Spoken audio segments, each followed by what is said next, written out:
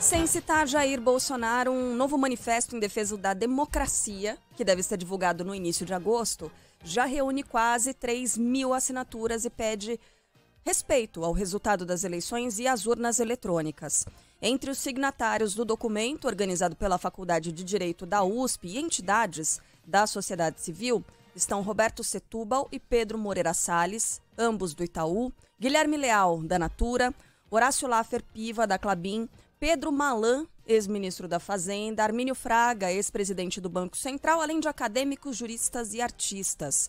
O texto afirma que o Brasil está passando por um momento de imenso perigo para a normalidade democrática, risco às instituições da República e insinuações do desacato ao resultado das eleições. E sai em defesa das urnas eletrônicas, ao dizer que o processo de apuração no país tem servido de exemplo no mundo, com respeito aos resultados e transição republicana de governo. Conclui que, no Brasil atual, não há mais espaço para o retrocesso autoritário, afirmando que ditadura e tortura pertencem ao passado. O movimento foi impulsionado pela reunião de Jair Bolsonaro com embaixadores em Brasília, na qual o presidente colocou em dúvida mais uma vez, a credibilidade do sistema eleitoral. Bom, é importante que parte do PIB, parte do mundo político, parte do mundo acadêmico, parte do mundo artístico, a opinião de artistas também vale, parte do mundo jurídico, se posicione nesse momento tão delicado em nome de algo tão básico e óbvio, tão básico e óbvio que está até incluído na Constituição como uma cláusula pétrea, ou seja, imutável. A eleição realizada de 4 em 4 anos, a possibilidade de alternância de poder, a confiabilidade no nosso sistema eleitoral. Quem ataca esse sistema costuma tentar ridicularizar o argumento contrário ao dizer que eles afirmam que as urnas são infalíveis, são invioláveis. Não, nada é infalível. Nada é inviolável. Tudo pode falhar. Infalível só o nascer do sol, o pôr do sol, a morte, os impostos, dizem. Tirando isso, nada é infalível. Tudo está submetido à possibilidade de um erro, de uma falha, de uma fraude. Ora, foguetes americanos, ônibus espaciais já explodiram. Na decolagem, como a Challenger, na volta para casa, como a Columbia. Qual foi a que explodiu na volta para casa? Me ajuda aí, Sandro. Foi a Columbia? O foguete que explodiu voltando para a Terra? Acho que sim, né? A decolagem foi, enfim. Não é importante agora. Então, tudo é passível de erros. Um sistema qualquer eleitoral é passível de fraudes. Claro que é. Mas, para você, a Colômbia, né? Obrigado. Mas para você adotar uma cantilena interminável a respeito da não confiabilidade desse sistema, você precisa de pelo menos um desses 2 itens a seguir. A prova de que houve uma fraude. Isso o presidente não tem. Nenhum dos seus apoiadores tem. Porque fraude até agora não houve. De novo, pode haver. Mas até agora, desde 1996, não houve nenhuma fraude relevante, nem em eleição presidencial, nem estadual, nem municipal. Então, esse item aí a gente pode descartar. 2, a descoberta de um furo. A descoberta de um ponto frágil. Olha, descobrimos. É por aqui, assim, dessa maneira, que as urnas podem ser fraudadas. Isso também não existe. E não venham me falar naquele ataque do hacker. O hacker, sim, invadiu a página do Tribunal Superior Eleitoral, como já foi invadida a página da NASA, para citar de novo aqui os ônibus espaciais, como já foi invadida a página do Departamento de Estado americano. Essas páginas estão sujeitas a invasões. As urnas não. O código-fonte não. Aliás, as urnas não podem ser invadidas porque as urnas não estão conectadas em nenhuma rede eletrônica. Da mesma maneira que você não consegue invadir essa garrafa de chá que eu tô segurando aqui, cara, você não consegue invadir uma urna eletrônica por meio de um hackeamento. Então, quem ataca o sistema não tem em mãos nem a evidência de que já houve uma fraude um dia. Quando o Bolsonaro fala que houve, ele mente.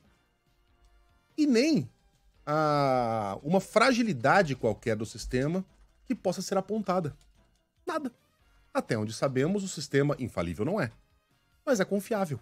E não há nenhuma razão para que acreditemos que haverá uma fraude nesta eleição, como não houve em 2018, como não houve em 2014, tudo mais constante como não houve desde 1996. Então, a gente deveria nem estar falando a respeito desse assunto. Não mesmo. Mas infelizmente temos de falar.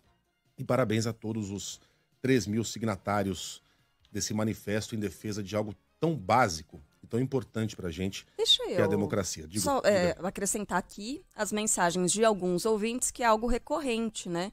Como são 3 ou mais, vamos registrar. Tem ouvinte perguntando, mas por que é que a urna não é auditável? Não, a urna é auditável, a gente costuma dizer. Mas por que não tem a impressão do voto? Tem a impressão dos boletins de urna, né? Isso é auditável. Mas aí tem alguns outros ouvintes falando, tá, mas e o voto impresso? Aí já não tem mais como nem discutir, né? Porque pense em imprimir voto, colocar impressora em todas as salas. Não tem nem cabimento a esse tipo de questionamento, de raciocínio. Não dá para levar isso para frente. Agora, a não ser que você, ouvinte, queira o voto de papel, que você faça um xizinho, deposite numa urna. É um retrocesso, acho que isso ninguém quer, né? Eu tenho a impressão que não também. Eu tenho a impressão que não, porque isso é voltar pro passado, né? Quando aí sim tinha fraude de montão. Tinha a urna de sessões que eram mais favoráveis a determinado candidato e sumiam. Eram encontradas depois no lixão. Ou nunca eram encontradas porque foram jogadas num córrego, foram jogadas no mar, foram jogadas em rios, foram queimadas. Aí sim. Aí tinha fraude de montão. Ó, tem o Luiz, nosso ouvinte, escreve todos os dias pra cá. Às vezes ele discorda, muitas vezes ele discorda, mas ele é um cara legal, ele gosta de rock e tal. É um ouvinte massa nosso. Mas o que ele tá dizendo? Olha, o que eu quero, Carla, é um comprovante. Se eu faço uma transação bancária, eu tenho um comprovante, é a mesma coisa que eu quero.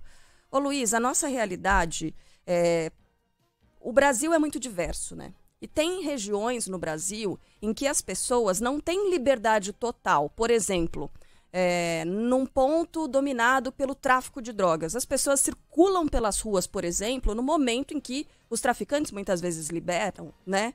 E você imagina uma área que é dominada pela criminalidade, a criminalidade eventualmente força as pessoas a votarem em determinado candidato. Você imagina? Esse é o comprovante, esse é o recibo que esses criminosos querem para chantagear as pessoas, para ameaçar as pessoas. O voto é secreto. Não tem que ter nada que indique em quem você votou, de jeito nenhum. Isso também é um retrocesso e coloca a segurança de muitas pessoas em risco. Aliás, então, não é isso aí proposto, não é nem isso que é proposto. Você não vai ter comprovante, Luiz. Isso não existe. Não, eu só estou respondendo ao Luiz aqui um questionamento que ele colocou. O que a gente costuma falar é a impressão do voto que você coloca numa urna e não sei o que lá. Eu não sei quem é que vai apurar essa urna com voto aí, porque eu não sou. Pelo amor de Deus, você imagina colocar mais gente para abrir aquela urna e ficar recontando o voto que é contado eletronicamente? Ah, não conte comigo para isso. Agora, é o seguinte, eu nem acho absurdo o pedido, enfim, a reivindicação de você ter esse sistema aí, em que a pessoa não tem nem acesso ao papelzinho, a urna imprime, a pessoa consegue enxergar sem tocar no papel, tá aqui o voto no meu candidato, a própria máquina picota e esse voto vai para uma urna separada. Pode ser. A gente pode ter esse sistema de redundância aí no futuro, mas, por enquanto, não o teremos. Até porque esse assunto já foi discutido pelo Congresso e já foi negado. Então, é uma discussão que a gente pode ter, quem sabe, para 2024, para 2026, mas agora não. Agora a coisa já está pacificada, já foi pacificada pelo Congresso Nacional, com votos, inclusive, de apoiadores do presidente. Então, esse assunto morreu. Não tem cabimento. A gente está há 2 meses e meio de uma eleição discutindo o sistema eleitoral, gente. Cai em armadilha, olha só como são as coisas, né? Tudo bem, coloca impressora em todas as salas de votação, mas só quando ninguém passa fome no Brasil, pode ser? A gente gasta dinheiro com isso só quando ninguém estiver passando fome ou insegurança alimentar? Isso está longe de ser uma prioridade, uma urgência. Vamos em frente. Ao Tribunal Superior Eleitoral, o PL diz que o tal do encontro com embaixadores foi um ato de governo e não de campanha. Rafael Procópio. Em uma manifestação enviada ao Tribunal Superior Eleitoral, o Partido Liberal afirmou que o encontro do presidente Jair Bolsonaro com diversos embaixadores de outros países no último dia 18 não teve conotação eleitoral. Pelo mesmo motivo, o partido afirma que não houve propaganda eleitoral antecipada e que a reunião foi um ato do governo e que, por isso, não cabe ao TSE analisar a situação.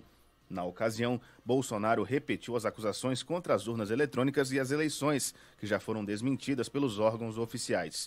Por isso, partidos de oposição acionaram a justiça, pedindo a retirada do conteúdo da internet.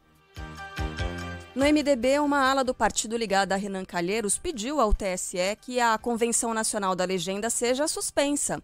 O evento será marcado, ou está marcado, para amanhã, e deve confirmar o nome de Simone Tebet na corrida ao Palácio do Planalto. O autor da ação é Hugo Vanderlei Caju, representante do MDB de Alagoas. Segundo ele, a plataforma virtual escolhida não é capaz de garantir o sigilo do voto. Mais um aplicativo do PSDB igual. Foi o mesmo desenvolvedor, será? Renan Calheiros vem defendendo que o partido apoie Lula na disputa à presidência da República. Em resposta, nas redes sociais, o Diretório Nacional do MDB disse ter confiança no sistema eletrônico escolhido. Pesquisas. Uma nova pesquisa XP e PESP, divulgada depois de um intervalo de 52 dias, traz Lula com 9 pontos de vantagem sobre Jair Bolsonaro no primeiro turno. O petista tem 44% das intenções de voto contra 35% do presidente. O candidato do PDT, Ciro Gomes, tem 9%, Simone Tebet, do MDB, 4%, André Janones, do Avante, 2%. Pablo Marçal, do PROS, e Felipe Dávila, do Novo, surgem com 1% cada.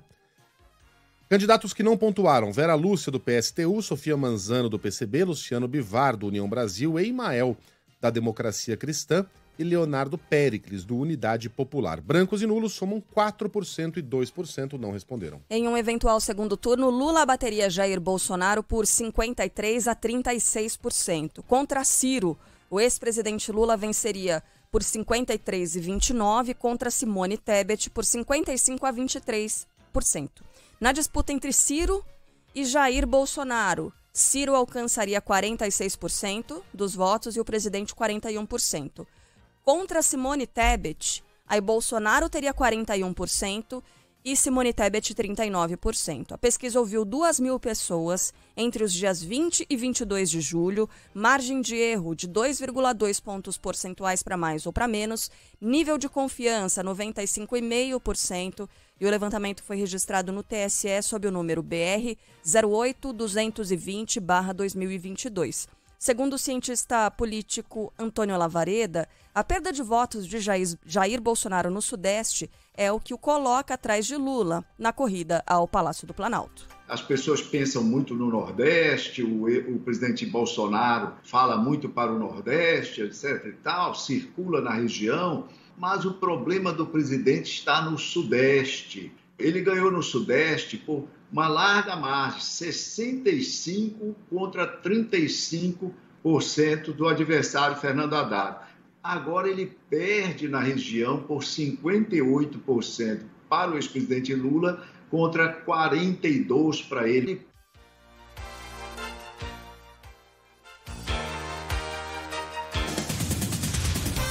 A Procuradoria-Geral da República defende arquivar apurações abertas contra Jair Bolsonaro com base na CPI da Covid. Thalita Almeida. A Procuradoria-Geral da República pede que o Supremo Tribunal Federal arquive a maioria das denúncias feitas pela CPI da pandemia contra o presidente Jair Bolsonaro.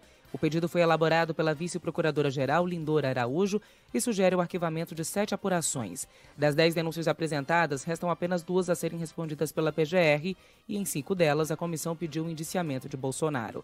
Entre os crimes citados constam charlatanismo, prevaricação, infração de medida sanitária, emprego irregular de verba pública e epidemia como resultado de morte. De acordo com a PGR, as conclusões da CPI tiveram caráter político e não técnico-jurídico.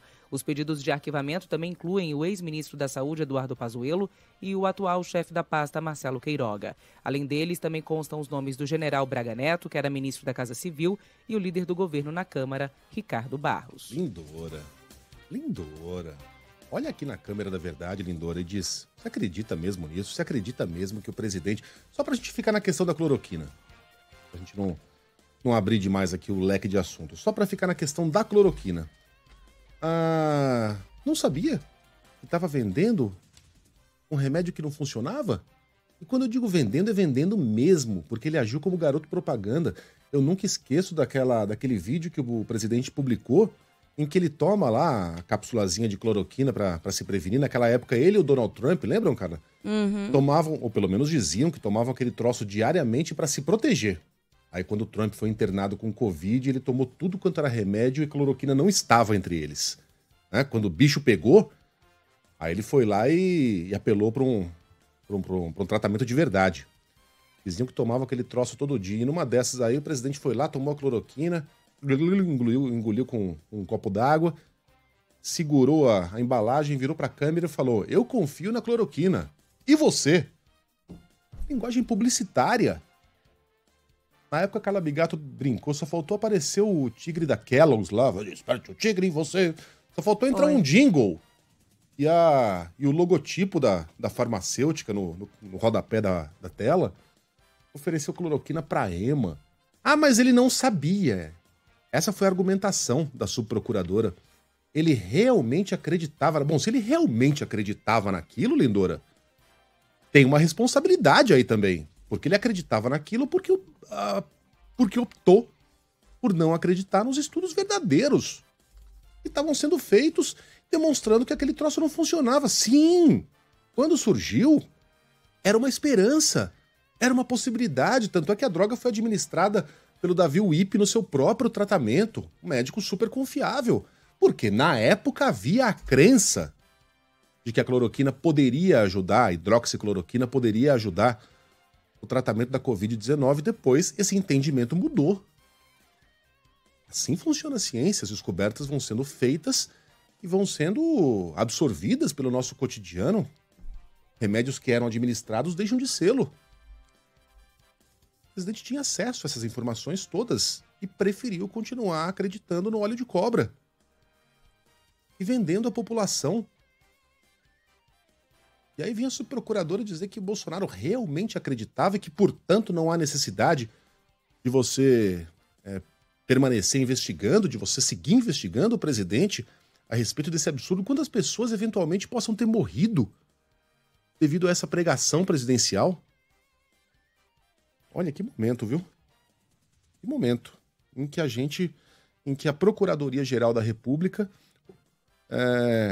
escolhe cruzar os braços e olhar por outro lado por questões políticas. A gente teve durante a Lava Jato uma procuradoria que muitas vezes passava do ponto, né? E ordenava prisões arbitrárias, e depois foram questionadas e acabaram culminando no cancelamento de várias condenações. Aí veio essa atual PGR, que é uma espécie de espelho, né? Uma PGR da Lava Jato ao contrário, que na dúvida não faz nada. Uma PGR que não trabalha. Rapaz, essa gente deve jogar muita paciência, deve fazer muita cama de gato, porque trabalhar eles não trabalham. Fingem que não vê. A cada denúncia que aparece por lá contra o presidente é impressionante. Tô tentando lembrar a frase aqui, ó. Enquanto houver bambu, vai ter flecha. Lembra? Essa foi a frase do Janot, procurador-geral da República, na época da Lava Jato, né? Falando sobre as ações envolvendo políticos e tudo mais. Então, o que ele estava dizendo que enquanto houvesse algum indício de irregularidade, a investigação ia prosseguir e tudo mais.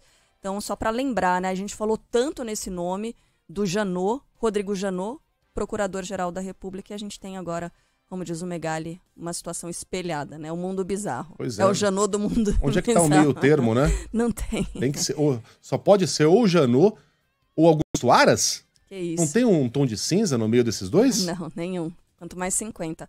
Bom, o laudo da perícia sobre o assassinato do tesoureiro do PT em Foz do Iguaçu aponta que ao menos 13 tiros foram disparados e descarta que a vítima tenha jogado pedras contra o carro de Guaranho, de Jorge Guaranho, o assassino. A gente tem mais informações agora do sul do país com o Ângelo Sfaier. Um laudo pericial anexado ao processo que apura o assassinato do guarda municipal Marcelo Arruda em Foz do Iguaçu no último dia 9 de julho revela que pelo menos 13 tiros foram disparados no local. O documento não detalha, no entanto, quantos tiros saíram da arma do policial penal Jorge Guaranho, autor do crime. O laudo da Polícia Científica também desmente a versão apresentada pela esposa do agente federal bolsonarista de que Guaranho teria sido atingido por pedras atiradas por Arruda. Segundo a perícia, foram encontradas apenas sujidades no painel, nos bancos dianteiros e no lado esquerdo do banco traseiro. Guaranho segue internado sob custódia na enfermaria do Hospital Ministro Costa Cavalcante, em Foz. Ele é réu por homicídio duplamente qualificado. Segundo o Ministério Público, o crime foi cometido com motivação fútil por preferências político-partidárias antagônicas. Deve ficar pronto em 30 dias o laudo sobre a saúde mental de Adélio Bispo, autor da facada em Jair Bolsonaro na campanha de 2018. Luciana Viana. Sem dar detalhes do resultado, a Justiça Federal no Mato Grosso do Sul afirma em nota que finalizou a perícia em Adélio Bispo, autor da facada no então candidato à presidência da República, Jair Bolsonaro, em 2018, em Juiz de Fora, na zona da Mata Mineira. Agora, o laudo pericial deve ser juntado ao processo sobre o caso em até 30 dias. O objetivo da perícia foi avaliar se o quadro mental de Adélio Bispo foi interrompido ou persiste e se ele ainda pode apresentar algum perigo para a sociedade. Adélio Bispo segue detido em um presídio federal em Campo Grande. Bom, agora a gente tem informação chegando de São Paulo. É um caso escabroso, terrível, que a gente não imagina, né, que possa acontecer, mas acontece. Mais um caso de feminicídio. Infelizmente, a gente fala mais um como se fosse uma coisa banal, mas não. Mais uma mulher assassinada e, ao que tudo indica, pelo ex-companheiro ou pelo companheiro. E essa mulher, Megali, ela foi encontrada, localizada, morta 2 dias depois do crime, com um bebê do lado. Um bebê de 8 meses, que passou 2 dias ao lado da mãe morta e com sinais de violência. Augusto Vale vai trazer mais detalhes pra gente. Fala, Augusto. A Polícia Civil de São Paulo afirma que procura o homem que é acusado de matar uma mulher e deixar o corpo ao lado da filha, que tem apenas 8 meses. A criança estava no berço e apresentava sinais de desnutrição e desidratação. O caso aconteceu no bairro da Sé, na região central da capital paulista. Sandra Maria de Souza Silva estava sumida desde a última sexta-feira e só foi encontrada após amigos chamarem um chaveiro que abriu o apartamento da vítima. Segundo a polícia militar, ela foi encontrada sem vida, em cima de uma cama e com sinais de agressão. Em nota, a Secretaria de Segurança Pública diz que o caso foi registrado como feminicídio. Bom, bom não, né? Nunca cabe colar o termo bom depois de ouvir uma história como essa. O Megali perguntando, a bebê estava viva? Tava. Bebê de 8 meses viva e com alguns sinais ainda de violência. Aparentemente, essa criança também sofreu algum tipo de violência enquanto a mãe... No chão. Ela foi encontrada dentro do berço, nossa. mas enfim, a gente não sabe nem se a mãe estava segurando a criança no momento em que ela levou, ao que tudo indica, facadas, né? Esse homem, ele segue foragido, ele foi flagrado ali pelas câmeras de segurança, saindo do prédio, levando malas, né? Levando bagagens. Daqui a pouco a gente vai estabelecer contato com o Lucas Josino, que é o repórter aqui do Grupo Bandeirantes, que está justamente fazendo um levantamento sobre o número de feminicídios em São Paulo, e ele trouxe um número absolutamente assustador. 75 mulheres foram vítimas de feminicídio no estado de São Paulo. Sabe em que período? No primeiro semestre de 2022. É uma média de um caso registrado a cada 2 dias, e a maior parte das mortes aconteceu no interior. 10 foram na capital paulista. Outro número alarmante também da lesão corporal, né? Para muitos policiais, investigadores e especialistas, é um dos primeiros passos, obviamente, né? Na escalada da violência contra as mulheres. Entre janeiro e junho, mais de 24 mil mulheres procuraram delegacias especializadas no estado para denunciar esse tipo de violência. 75, infelizmente, não sobreviveram somente no primeiro semestre de 2022. E quando a gente acha a situação toda muito esquisita, peculiar, a gente tem um outro caso parecido no Rio de Janeiro, Megali. Posso chamar o... Pode, mas eu só queria fazer um parênteses, eu só queria lembrar, o nosso ouvinte é sempre importante que feminicídio não é sinônimo de assassinato de mulheres, tá? Uma mulher que eventualmente seja vítima de um latrocínio é um crime bárbaro, mas não é um feminicídio. Para o feminicídio existir, deve necessariamente haver uma relação quase sempre desigual de poder e de força entre um homem e uma mulher. Então, um marido que assassina uma mulher está cometendo um feminicídio. né? No caso, essa é a suspeita da polícia em relação a essa mulher que foi encontrada em São Paulo ao lado do bebezinho. Aliás, esse canalha aí, seja quem for, a polícia acredita que seja o companheiro, mas seja quem quer que tenha sido, ele deixou aquela criança ali para morrer, né? Então, cometeu também uma tentativa de infanticídio. No caso de seu próprio filhado. Meu Deus do céu, se foi esse homem, né? Mas vamos ao próximo caso, Carlinha. Parecido no Rio de Janeiro. Em tão pouco tempo... Ô, Sadoc, conta pra gente essa história do Rio. Foi no centro da cidade também, porque em São Paulo foi na região da Sé, na rua Tabatinguera. Foi no centro do Rio esse outro caso também? Fala, Sadoc. Perfeito, Carla. Exatamente aqui no centro do Rio de Janeiro, a gente chegou junto com a perícia, história assustadora. Para quem vai acompanhar com a live, então, eu vou fazer esse movimento aqui, mostrando, a gente vai descrevendo junto, Carla e Megali. Foi nesse prédio aqui, um prédio verde, Polícia Militar em frente, também DH acabou de sair, enquanto vocês estavam falando do caso de São Paulo, a DH saiu, tinha muitos agentes aqui. Por essa porta, uma porta logo atrás de uma banca de jornais, aqui nesse prédio, num prédio atrás de uma banca de jornais, essa mulher tinha entrado em casa, foi uma rajada de tiros, muitos disparos, e ela estava com a filha de 2 meses, Carla, e também uma outra de 4 anos, quando o ex-marido entrou depois de ameaçar esse homem que tem 47 passagens pela polícia e estava em liberdade, resta saber agora em quais circunstâncias, e efetuou uma rajada de disparos. Foram 16 estojos encontrados dentro desse apartamento, de um apartamento aqui no centro do Rio de Janeiro, e a polícia já fazendo as buscas por ele. Claro, um movimento muito grande, o desespero para retirar as crianças ali de dentro. Ela foi morta na frente da irmã, com as crianças no quarto ao lado. Pelo menos essa informação se confirma até agora, mas todo mundo ouvindo os disparos. Quem mora aqui na região assustado com tantos disparos por volta das 5 horas da manhã. Então, ela provavelmente foi morta por esse ex-marido que fugiu, é da região do Morro dos Prazeres, e ela agora também sendo encaminhada, a vítima, para o Instituto Médico Legal. Caso bárbaro aqui no Rio de Janeiro, Carla. Beleza, obrigada, viu, Sadoc, pelas informações. Claro que a gente vai trazer mais detalhes aqui ao longo do dia sobre essas duas histórias, né? As duas investigações envolvendo casos de feminicídio em São Paulo e também no Rio de Janeiro. Bom, a gente daqui a pouco vai falar sobre a PEC Kamikaze, PEC dos benefícios, quem é que vai passar a receber. Caminhoneiros, né, Megali? Agora tem a data de início para receber o auxílio para os caminhoneiros de R$1.000. Então, a partir de agosto, as parcelas são pagas aos caminhoneiros. Para os taxistas, ainda não tem exatamente a data, porque o levantamento ainda não foi concluído, do número de taxistas de quem é que tem que receber. O que mais? A gente vai falar daqui a pouco sobre 5G começando a funcionar em outras capitais brasileiras também, varíola dos macacos, saúde, e também sobre esporte, Campeonato Brasileiro. O Coritiba bateu o Cuiabá e deve deixar o Z4 já deixou do Brasileirão. Deixou já. Curitiba vai muito bem em casa e muito mal fora. Vamos chamar o Maurício Ferreira, então, para falar? Fala, Maurício. O Coritiba vence o Cuiabá no encerramento da 19ª rodada do Campeonato Brasileiro e deixa a zona de rebaixamento. Com o gol marcado por Aleph Manga aos 40 minutos do primeiro tempo, o Coxa chegou aos 22 pontos e subiu para o 13º lugar. Já o Cuiabá entrou na zona da degola, neste momento 17º colocado com 20 pontos. A 20ª rodada do Brasileirão será apenas no fim de semana. O primeiro turno chegou ao fim com Palmeiras, Corinthians, Fluminense, Atlético Mineiro, Atlético Paranaense e Flamengo no G6 e lá embaixo na zona de rebaixamento, Cuiabá, Atlético Goianiense, Juventude e Fortaleza.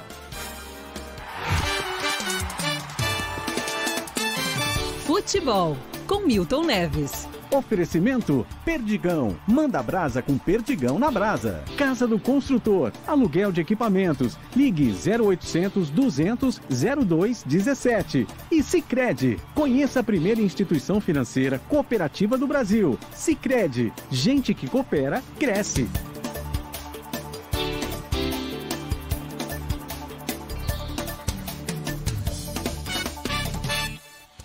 Fala, Milton, bom dia.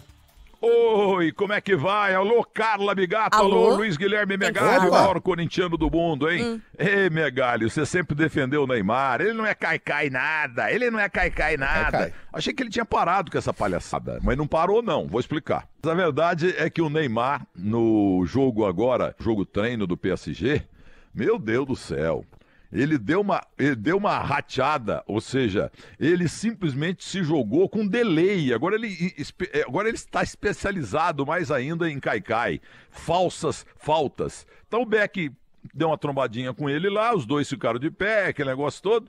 Aí o Neymar pega com um delay de 3, 4 segundos, se joga. Entendeu? Se joga. Foi ridículo isso pra imagem dele. É uma coisa ridícula. Será que ele vai fazer essa palhaçada também na Copa do Mundo? Aliás, ô Tite, se você tiver coragem, se ele continuar jogando essa bolinha aí, porque ele tá jogando com o nome, sabe o que você tem que fazer? Corta ele, bota na reserva para ele ver o que é bom para tosse.